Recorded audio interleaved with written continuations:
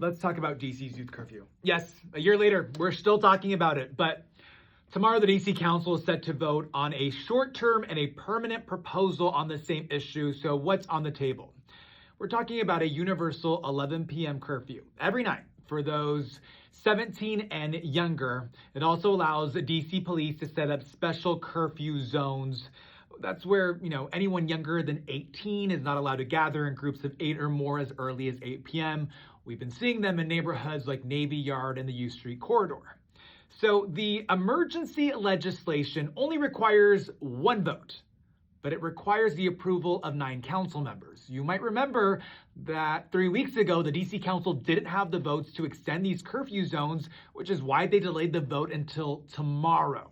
Now, I'm being told by DC Council Chairman Phil Mendelson that some council members are considering amendments to get those 9 votes. What those amendments look like or what they do, he didn't want to get into details. Now let's talk about the permanent legislation. That one requires the approval of 7 council members, but 2 votes. So tomorrow will be the first vote.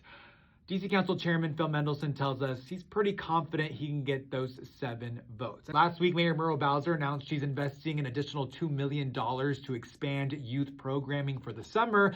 Some are wondering if this is what the DC Council needs to really get both the emergency legislation and the permanent legislation approved. We'll see tomorrow.